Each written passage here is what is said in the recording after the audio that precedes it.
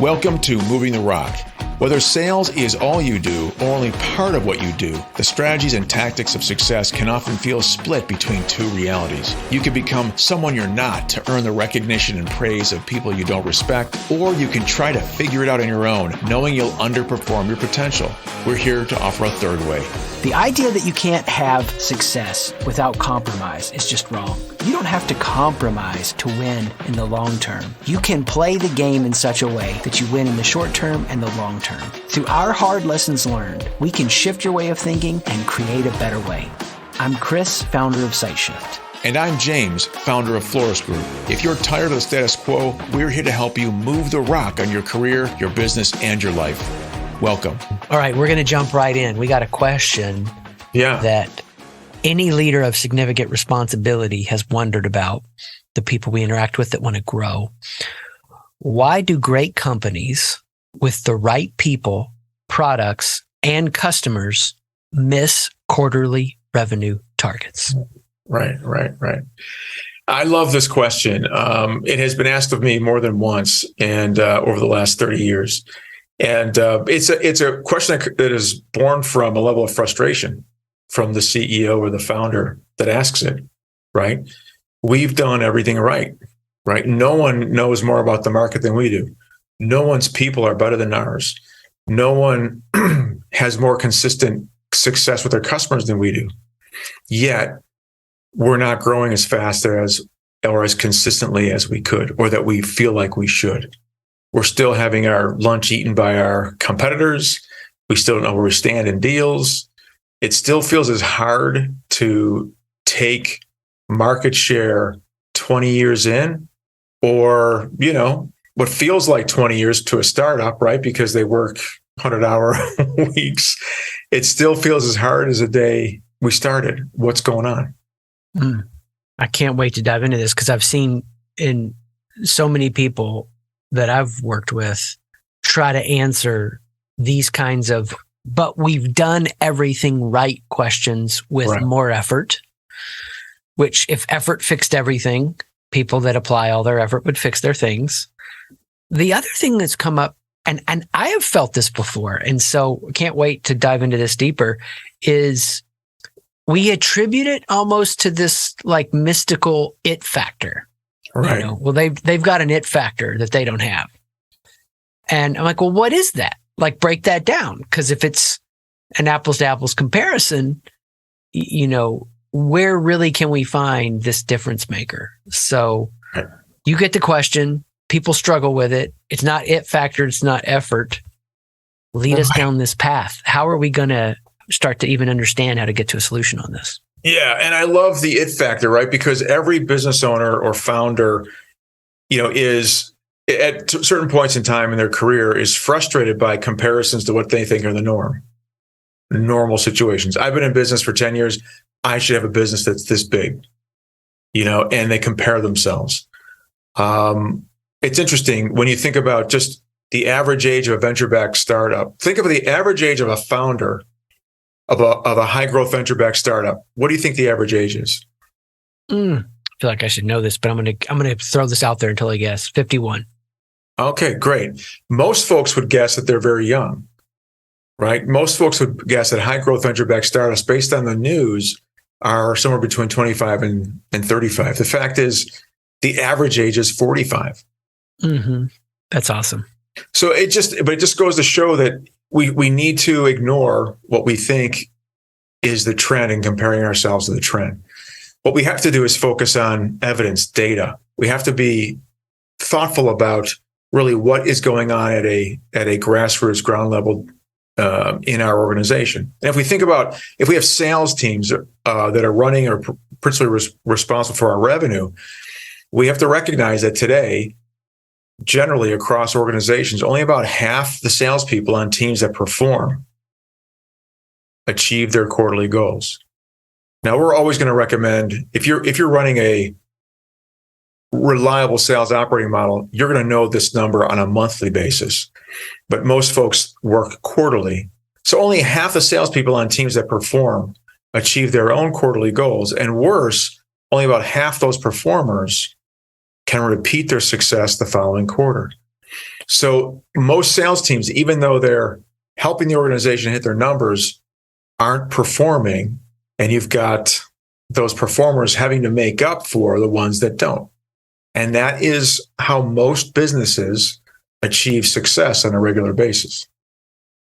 And I mean, I feel like we need a rewind edit version so I can go, okay, 50%. And then the next quarter, only 50% of them can repeat the results. Right. That would tend to create a reality that a CEO or leader accepts and goes, well, Jimmy, he's quoting those numbers. That's the way it is. That's the way it is everywhere. Should we even try to fight this battle? Just accept it's going to be superstars, heroes, mystical it factors that are going to get us there. Yeah, and those numbers are consistent with what we see in the marketplace over the last 30 years. I just haven't documented them. Those numbers come from Korn Ferry International, highly regarded, very well respected research group. The fact is that these are averages, and it gets worse depending on the type of company that you're running. Mm-hmm. The fact that what we have to recognize is that most businesses hit their number by the skin of their teeth. They hit their number in spite of themselves. And what do I mean by that?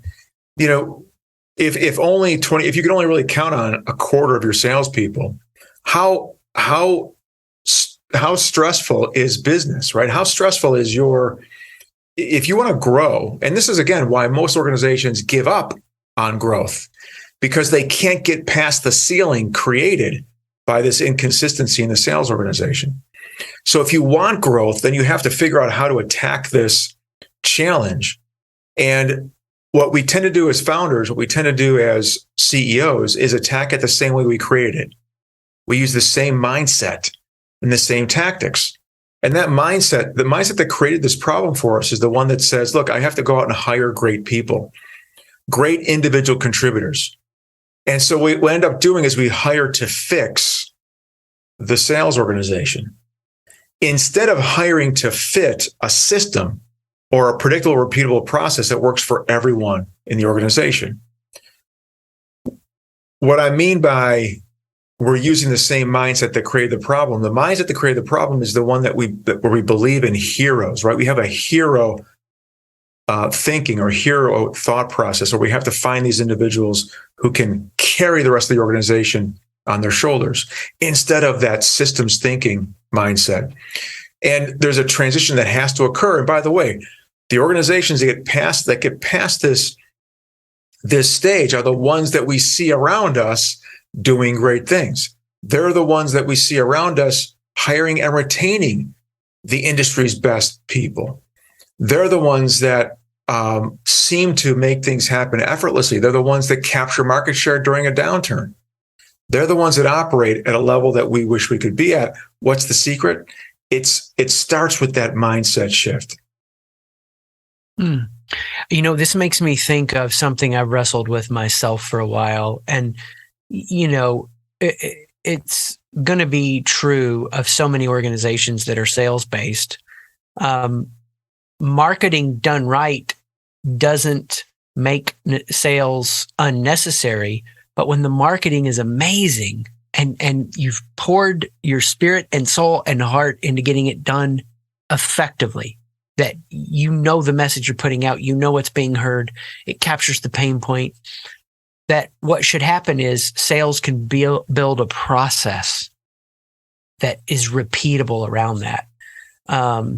And how many episodes have we done on this? How many times have you coached me in this approach and process? And I still feel like even sitting here now, as we're doing this episode, it just keeps sinking deeper, how powerful it is. And of the episodes we've done, I don't know that it's ever been articulated so clearly or succinctly that this mindset is the problem. If you get what you look for in life, you're going to go try to fire great contributors. That's what you're focused on. Shift that mindset to a focus on a system. Yeah, dude. Yeah. And we all have those systems. We all have those blind spots, Chris. We all have those shadows, right?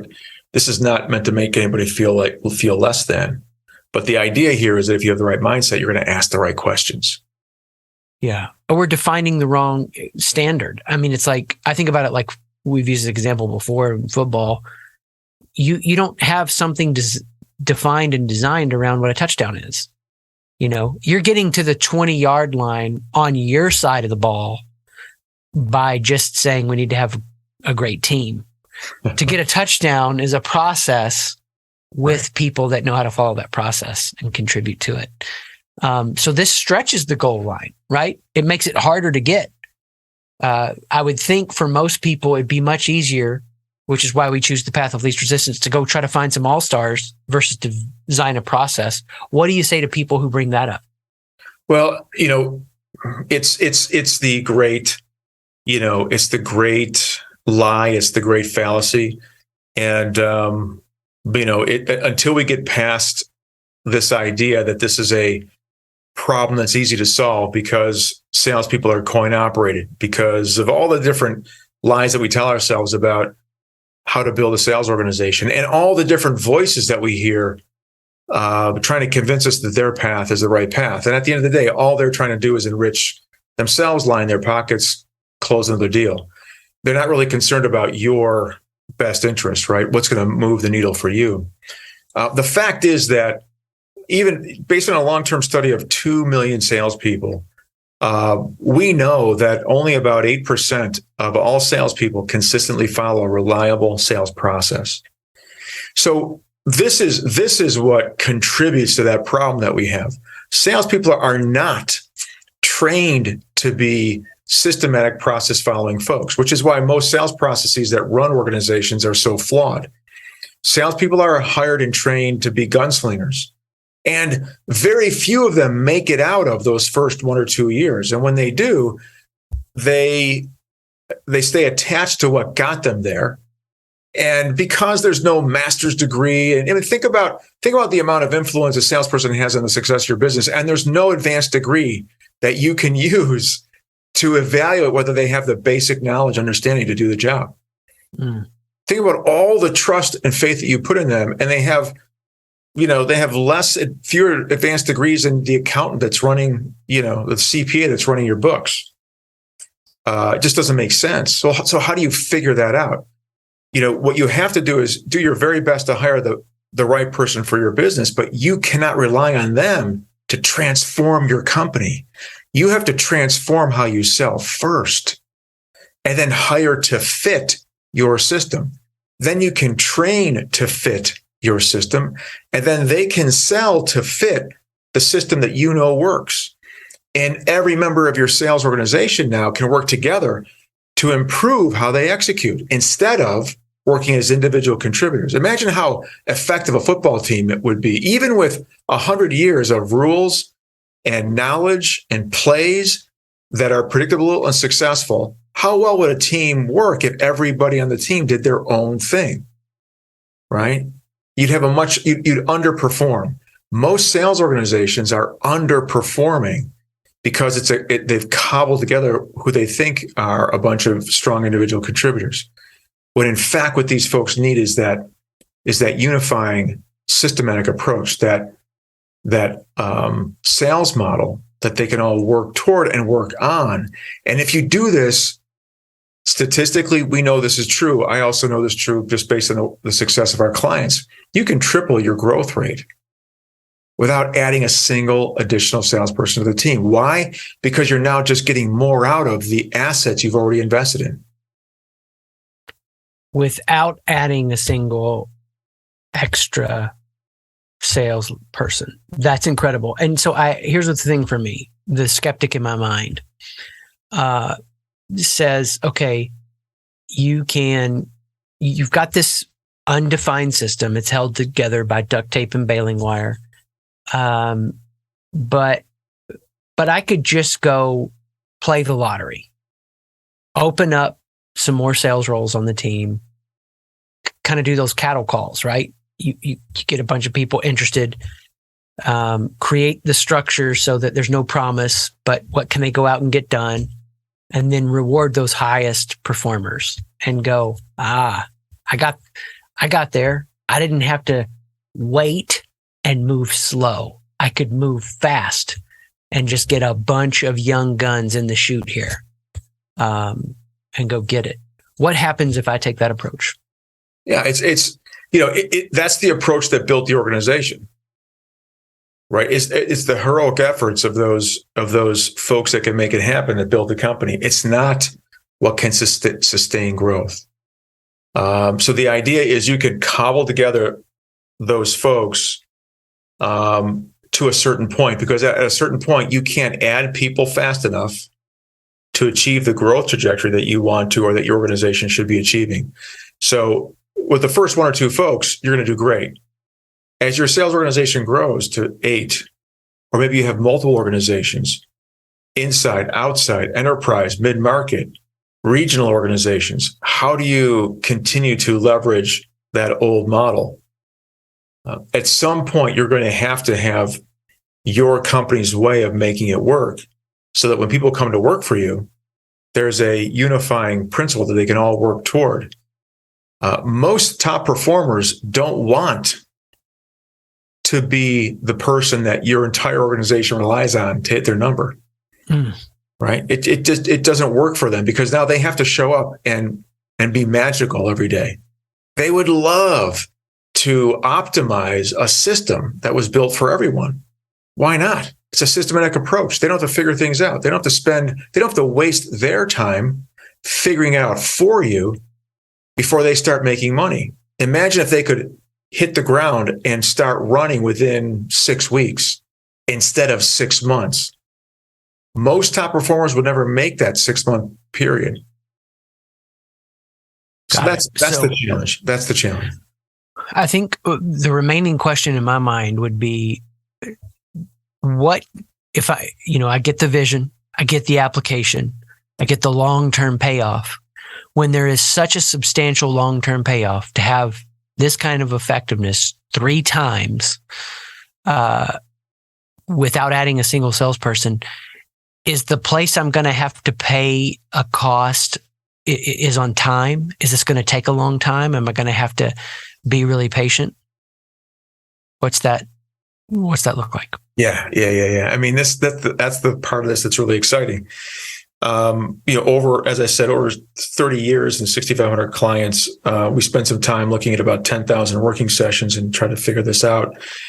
And over the last couple of years, we've been applying what we've learned. And what's mind-boggling to me is it all comes down to 4 metrics. So within about a 2-week period, we can look at how your organization runs based on 4 key metrics. And we can evaluate how you sell, how you manage, how you hire, and how you train, and how those components influence those 4 key metrics.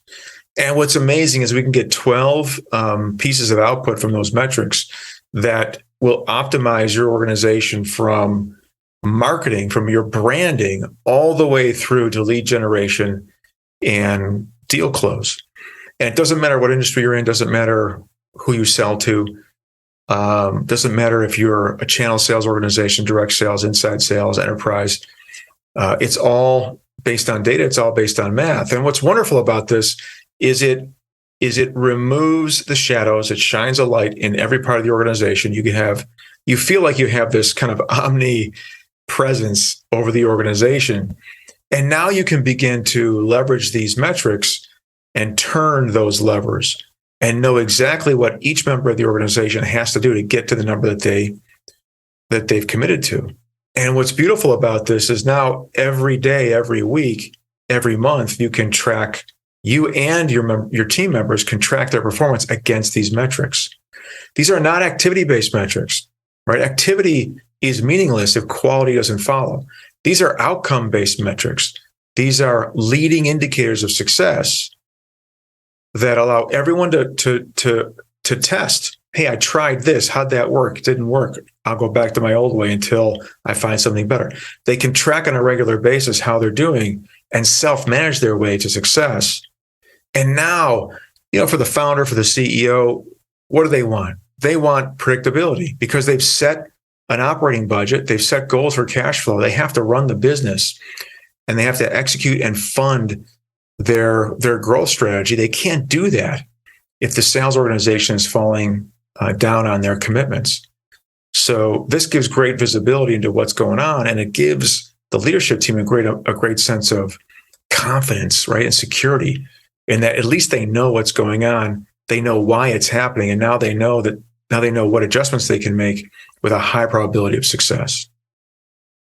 So with the journeys you've taken clients and companies on, I think about this like floor and ceiling.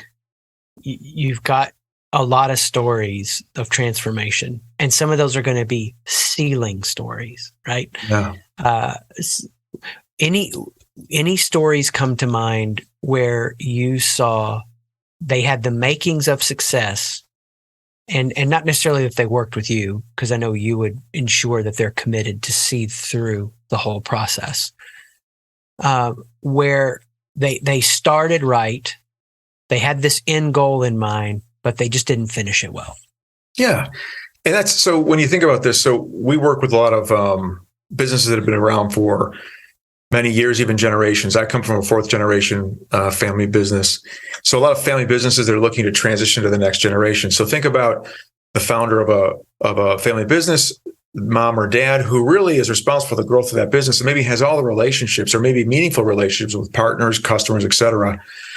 What's going to happen to that business after that person leaves the leadership role in that company? How do they transfer what makes them great to the next generation? So that's an example of a great company with a glaring flaw in terms of creating a transition to the next generation. You can also think about a venture-backed startup that gets started based on the moxie and the connections and the market knowledge that the founder brings to the table. Yeah, moxie is an old word. I'm just dated myself. No question. No, I get it. But so there's that component, and you know what? It's always worked. So as the goals grow, why wouldn't the same thing work? And so for example, we had a client that they're doing about $7 million in revenue on an annualized basis. They missed their quarter 3 times in a row. So this is where they hit their ceiling, right? The ceiling of this, they had just hired a bunch of salespeople the year before, and the plan was to double revenue over the course of a year, and they proceeded to miss their quarter for the first 3 quarters of that year. What we had to do is we had to increase revenue we had to achieve 130% revenue growth in 6 months to make sure that they could hit their objectives and achieve the next round of funding that was important to the organization's long-term trajectory. So 130% improvement in just 6 months. How do you possibly do that? Right? I mean, that could seem daunting. It could seem like, well, I got to blow it up. And if you only think about having the ability to just move people around, well, let's fire all the bottom performers. Let's go out and hire some top performers. Well, guess what? It's going to take you 6 months to hire and ramp up those folks. So that's not an option. The only option you have is to get more from the people you already have. It's to optimize their execution, right? And we think about it in three ways. One is, are they operating efficiently? So we have to look at the decisions they make. Are those decisions the most efficient based on the data and the information that they have access to? Then we have to look at effectiveness of the actions they take. So the efficiency of the decisions they make, the effectiveness of the actions they take, and together that creates a higher level of productivity on that team. And so by doing so, and again, these 4 metrics, we call it the sales flow benchmark. These 4 metrics answer those questions and give the team the direction and allow the founder and the leadership to make the investments required to move those numbers and make it happen. And in those 6 months, we grew revenue by 150%. Incredible. And got them back on track. And it was just me as the guide, right? They did the work. They're the ones that have a lot to be proud of. So there it is. You answered the question. Why do great companies with the right people, products, and customers miss quarterly revenue targets? Yeah. It's about going from great to growth, right? How do you take that great organization that you've built and get to that next level, get past that ceiling and get on to the next step. And it's a system. You got to build the system. And a mindset. Well, thanks, man. Yeah. The mindset shift that sets up the system. Exactly. Lots to chew on here, and people are either going to take action or not. We hope they take action, advance their company, and find the joy and freedom that comes with doing so. Rock and roll. Good to see you again, man. You too, buddy. Peace. Sure. Thanks for listening. If you learned something or were inspired to try something new, please rate the podcast and share this episode with someone you know. If you'd like to learn more, visit and connect with me, James, at florisgroup.com, FLORISS group.com. And if you want to connect with me, Chris, check out SightShift, SIGHT shift.com. Peace.